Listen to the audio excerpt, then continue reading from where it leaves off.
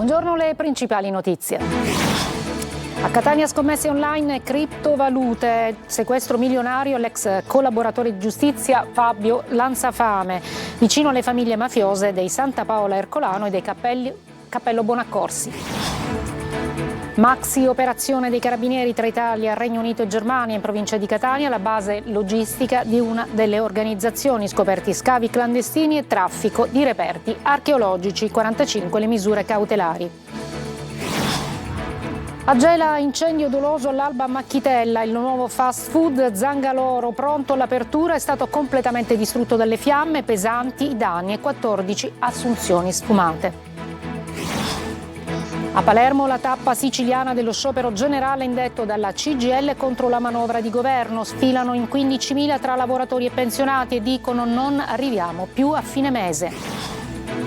A Siracusa il pronto soccorso dell'Umberto I nella bufera. 2 pazienti hanno denunciato di essere stati maltrattati dal personale. L'ASP pronta a individuare i responsabili e a sanzionarli.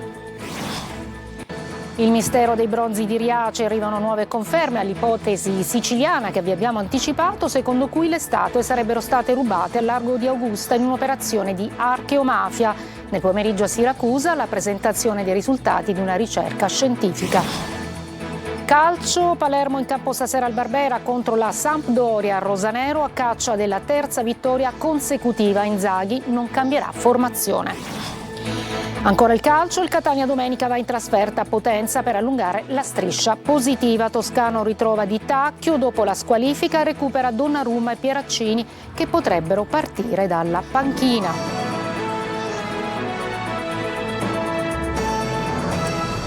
Eccoci, benvenute e benvenuti. E dunque scommesse online e criptovalute, sequestro milionario all'ex collaboratore di giustizia Fabio Lanzafame, considerato vicino alle famiglie mafiose dei Santa Paola Ercolano e dei Cappello Bonaccorsi. Adelaide Barbagallo.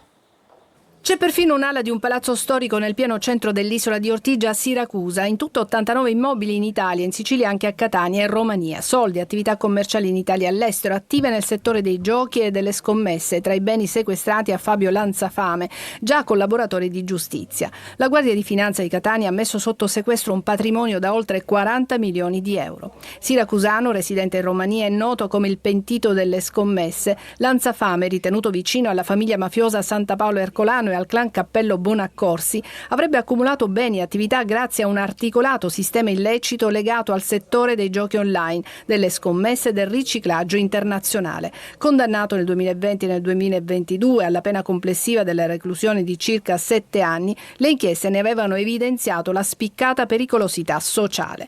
Tra le accuse contestate anche il riciclaggio di ingenti quantità di denaro in criptovalute e l'intestazione fittizia a terzi di propri beni e attività economiche per mascherare l'entità del patrimonio a lui riconducibile, in modo da evitare il rischio di possibili sequestri. Sentenze ha richiamato il concorso esterno di Lanzafame, entrambe le associazioni mafiose, i cui interessi aveva favorito agevolandole nell'apertura e nella gestione di sale scommesse, attività commerciali nelle province di Catania, Siracusa e in altre località del territorio italiano. L'operazione rappresenta uno dei colpi più rilevanti degli anni al sistema mafioso delle scommesse clandestine.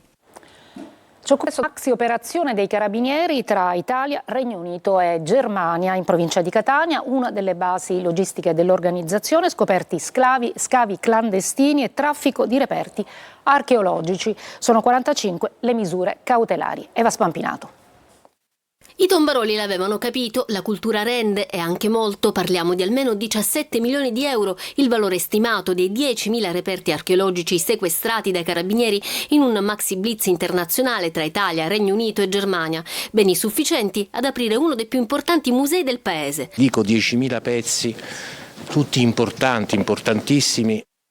Sono stati sequestrati laboratori in cui evidentemente c'era un doppio mercato illecito, quello dei beni trafugati dagli scavi e poi vi era un mercato illecito rappresentato dalla falsificazione di questi pezzi antichi. La Sicilia era il cuore del saccheggio, una terra ricchissima dove i predatori riuscivano a trovare pezzi rarissimi anche in siti già scavati, merito di 60 metal detector di nuova generazione così potenti da sorprendere persino gli esperti. Si è ritenuto di darli al ai competenti uffici ministeriali perché non ne sono privi. Insomma, quindi abbiamo i ladri che hanno più mezzi delle guardie. 45 persone sono state raggiunte da misure cautelari tra Sicilia e Calabria, tra cui un poliziotto. Gli investigatori hanno ricostruito l'intera filiera illegale che arrivava fino a negozi del centro di Roma, Monaco, Londra, persino a case d'asta internazionali. Una rete ben strutturata che in Sicilia non era legata alla mafia. Grazie a intercettazioni e tabulati è stato fermato in aeroporto un italiano diretto in Germania. Nel portafogli nascondeva 15 monete greche rarissime, alcune in bronzo e di cui esistono solo 4 o 5 esemplari al mondo. Infine un garage di Paternò era il punto d'incontro per gli affari. Qui un cittadino ungherese residente a Londra aveva raggiunto un tombarolo per definire gli accordi. Andiamo a Gela per un incendio doloso all'Alba Macchitella. Il nuovo fast food Zangarolo pronto all'apertura è stato completamente distrutto dalle fiamme, pesanti danni e 14 assunzioni sfumate. Ci sono indagini in corso, sentiamo Gerri Italia. Alle prime luci dell'alba un incendio di natura dolosa ha devastato il fast food Zangaloro, il nuovo punto di ristoro che avrebbe dovuto aprire tra pochi giorni nel quartiere Macchitella. Le fiamme si sono sviluppate davanti all'ingresso e hanno rapidamente invaso tutto il locale già ultimato. I vigili del fuoco hanno trovato l'interno completamente avvolto dalle fiamme e hanno lavorato a lungo per spegnere il rogo. Sul posto anche la polizia, che ha avviato le indagini e ha già sequestrato i video delle telecamere di sorveglianza della zona per individuare i responsabili. Il locale era ormai pronto, mancava solo l'allaccio del contatore elettrico. Il titolare ad oggi non aveva ricevuto alcuna richiesta o minaccia. Diciamo che non abbiamo avuto fino ad oggi nessun contatto da nessuno, non pensavamo a una cosa del genere. Oltre ai danni materiali, diverse decine di migliaia di euro, resta il contraccolpo per le 14 assunzioni già avviate, tutte destinate a personale gelese. Non hanno fatto un disturbo a noi, ma pensando che un locale del genere dovrebbero venire dalle 12-15 persone a lavorare, insomma, della città di Gela. Perciò lo smacco l'hanno fatto la città di Gela, non a noi. Ed è tanta la rabbia per il titolare che quando gli chiediamo se è pronto a riaprire il locale risponde così. Vediamo. Un progetto imprenditoriale cancellato prima ancora di partire. Le indagini sono in corso. Adesso a Catania la polizia ha sequestrato 350 kg di alimenti scaduti in un ristorante in piazza Mazzini, pesce, carne, riso, pasta e persino salmone destinati sulla tavola dei consumatori. Il ristoratore, denunciato in passato per furto in elettrica, è stato anche questa volta denunciato un'altra volta per frode di commercio, rilevate anche in sé igienico-sanitarie nella struttura. A Palermo la tappa siciliana dello sciopero generale indetto dalla CGIL contro la manovra di governo. Nel capoluogo sfilano in 15.000 tra lavoratori e pensionati che denunciano non arriviamo più a fine mese. Sentiamo Marco Gullà. Ridiamo speranza al mondo del lavoro è la parola chiave della manifestazione regionale siciliana dello sciopero generale indetto dalla CGIL incentrato contro la manovra di bilancio del governo Meloni. A Palermo in migliaia sfilano dalla Cala fino a Piazza Indipendenza di fronte Palazzo d'Orleans. In Sicilia il sindacato ha esteso la protesta anche nei confronti del governo Schifani e della sua legge finanziaria. In Sicilia abbiamo il fatto che viene utilizzata la spesa pubblica non per affrontare i problemi che questa regione ha, ma la spesa pubblica serve per alimentare clientele, malaffare, ruberie, sprechi, e che questi sprechi soprattutto attraverso settori strategici della nostra regione a partire da quella della sanità. A manifestare oggi tantissimi giovani lavoratori e poi dipendenti Almaviva licenziati, metalmeccanici in cassa integrazione, gli edili della Manelli, gli interinali di AMAP licenziati, docenti precari dell'università e poi tanti che non arrivano più a fine mese. Noi lavoriamo, ma lo bene rimane sempre quello che è, non vediamo l'aumento. La vita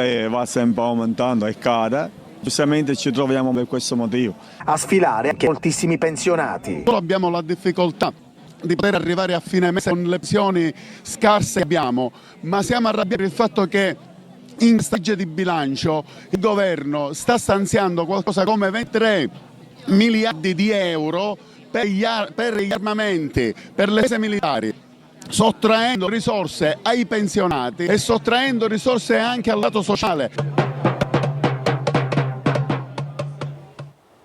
A Siracusa il pronto soccorso aperto primo nella bufera perché 2 pazienti hanno denunciato di essere stati maltrattati dal personale. L'ASP appronta una inchiesta interna per individuare i responsabili e sanzionarli. Francesco Aloi. Chiede di parlare con un medico e l'infermiere risponde che il veterinario è andato via. È accaduto all'Umberto I a Siracusa e a raccontarlo è la signora Maria, una paziente che si era presentata al pronto soccorso. Si è sentita umiliata, maltrattata, derisa anche per il suo peso di 147 kg. Nuda mentre le cambiavano il pannolone, ridendo le avrebbero detto che spettacolo. Scene gravissime e di ordinaria follia, con la donna che si è vista cambiare il catetere davanti a tutti, senza alcuna privacy. L'umanità e il rispetto che dovrebbero prevalere in un luogo del genere, del tutto latitanti. La struttura ospedaliera non va. Le attese sono lunghissime, dalle 9 che siamo qua. Fatti il conto, sono le 5:30, non so se hanno dato ancora soccorso. E uomini e donne sono tutti insieme? Sono tutti insieme, sì. Già qualche giorno fa era arrivata un'altra denuncia, questa volta da un uomo. Anche lui si era sentito trattato come un animale. Per questo il Codacons ha presentato un esposto in procura. Abbiamo peraltro chiesto una visita ispettiva al Ministero della Salute e contiamo nei prossimi giorni di incontrarci con i vertici dell'ASP. L'azienda sanitaria si era già scusata per il primo caso e lo fa anche adesso. Il commissario straordinario Chiara Serpieri ha subito avviato un'indagine interna, assicurando sanzioni.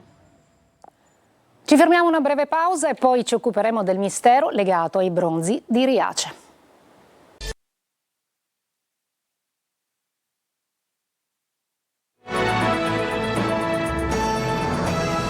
Eccoci in studio, un ordigno rudimentale esploso ieri notte davanti a una pasticceria a Siracusa. L'esplosione che ha provocato danni alla saracinesca, alla porta d'ingresso, ha svegliato anche i residenti che hanno allertato la polizia che sta acquisendo le immagini della videosorveglianza della zona. Ci sono dunque indagini.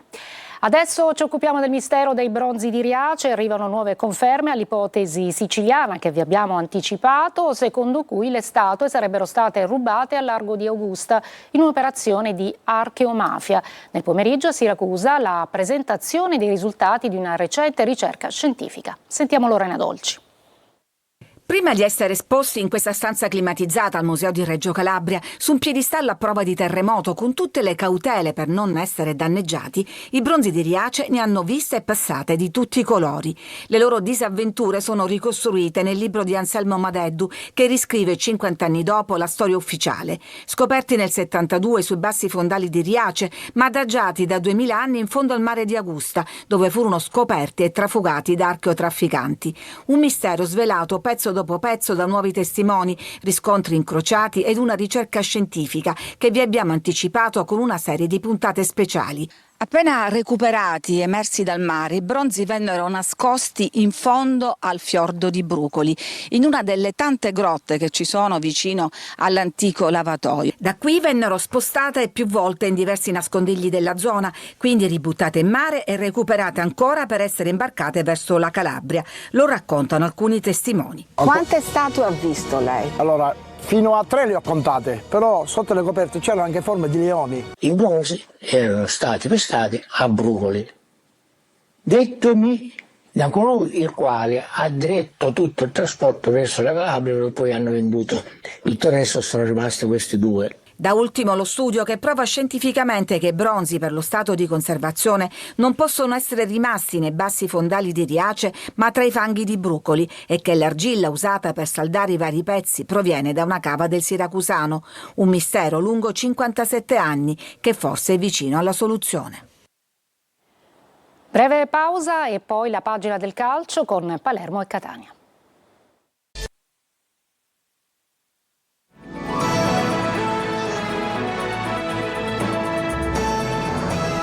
Eccoci al calcio, Palermo in campo stasera alla Barbera contro la Sampdoria, rosanero a caccia della terza vittoria consecutiva, Inzaghi non cambierà la formazione. Marco Gullà. Un'eventuale vittoria stasera al Barbera contro la Sampdoria permetterebbe al Palermo di conquistare, anche se per una notte, il terzo posto e avvicinarsi alla vetta. Si può fare, anche perché la formazione di Inzaghi sembra aver aperto le vele e dopo la doppia vittoria contro Carrarese ed Empoli vuole continuare a marciare sulla strada tracciata. Alla vigilia del match non parla Pippo Inzaghi, ancora senza voce dopo la gara del Castellani. In conferenza stampa al suo posto il secondo Maurizio D'Angelo. La squadra arriva consapevole dei propri mezzi, sa che dovrà affrontare una squadra importante e sa che dovrà fare una prestazione importante. Palermo che dovrebbe scendere in campo così, come ad Empoli: Joronen tra i pali, Beresischi, Bani e Ceccaroni in difesa, Pierozzi, Segre, Ranocchia, Augello a centrocampo, Palumbo e Ledoron sulla tre quarti, alle spalle di Poyampalo. Panchina ancora per Brunori, ormai è un caso. La Sampdoria si affida a Coda. Come ha detto giustamente il mister del gruppo dei ragazzi, arriverà una Sampdoria che, vedendo le ultime partite, ha trovato intensità, aveva fatto una bella vittoria su una partita intensa, ha giocatori che possono risolvere le partite perché hanno qualità e di un livello, in qualcuno di loro è anche di livello importante, e quindi sarà una gara molto delicata da parte nostra. Torna anche Gyasi tra i convocati, fischio d'inizio alle 20:30. Catania in campo domenica pomeriggio a Potenza. Toscano ritrova Di Tacchio dopo la squalifica e ha recuperato Donnarumma e Pieraccini che potrebbero partire dalla panchina. Francesco Triolo. C'è un primato da difendere, c'è da dare continuità alle 3 vittorie consecutive. Il Catania è pronto a mettere in valigia destinazione Potenza, voglia e determinazione, e sul pullman anche 3 rinforzi in più. Di Tacchio, Pieraccini e Donnarumma dovrebbero infatti far parte della lista dei convocati, e se il primo rientra dalla squalifica ed è pronto a riprendersi il posto da titolare in mezzo, gli altri 2 sono ancora a mezzo servizio, è vero, e dovrebbero partire dalla panchina. Ma intanto ci sono, così come pienamente recuperato Alessandro Raimo, già convocato in campo venerdì scorso. Insomma, l'infermeria inizia a svuotarsi e questa non può che essere una buona notizia per Toscano, ma non solo. È evidente che la trasferta di Potenza è considerata parecchio delicata. La squadra di De Giorgio è reduce dal 3-1 al Crotone in Coppa Italia Serie C, che è valso l'accesso in semifinale. Squadra quindi in salute, che non perde da 4 partite e ha vinto le ultime 2 al Viviani con Trapani e Casarano. In campo è probabile che vada la formazione vista contro il Crotone in Portadini, difesa a 3 con Allegretto, Di Gennaro e Celli. Tra gli esterni, a destra Casasole e a sinistra al momento conferme per Lunetta, mentre in mezzo al campo titolari, oltre a Capitan Di Tacchio, anche Quaini. Jimenez è d'ausilio sulla tre quarti, alle spalle di Forte, con Caturano che spinge da dietro per un'occasione per ritrovare il gol, e non è detto che da ex l'area del Viviani non possa fargli bene. Trapani e Siracusa domani in campo per la 17ª giornata di Serie C. Granata ospitano il Cosenza, azzurri impegnati a Cava dei Tirreni. Sergio Colosi. Incertezza e bisogno assoluto di punti accompagnano gli appuntamenti di Trapani e Siracusa, rispettivamente contro Cosenza e Cavese. Il futuro delle due siciliane è tutto da decifrare. Il Trapani, che rischia altri 8 punti di penalizzazione, da aspirante squadra per i play-off potrebbe ritrovarsi in fondo alla classifica, e da qui la disperata necessità di fare punti al provinciale contro un Cosenza a 5 lunghezze dalla vetta. Aronica spera di recuperare alcuni degli infortunati, in particolare Di Noi e Fischnaller, convocati per la scorsa gara di Salerno ma poi non inseriti nella lista. Ancora uno spareggio salvezza per il Siracusa, che gioca a Cava dei Tirreni contro la Cavese, con l'obiettivo minimo di non perdere per non aumentare il ritardo in classifica dai campani, già di 3 punti. Gli azzurri navigano tra zona retrocessione e play-out, con l'incertezza sul futuro prima di un mercato quanto mai necessario. Lo squalificato Turati, in tribuna a Cava insieme al vice Spinelli,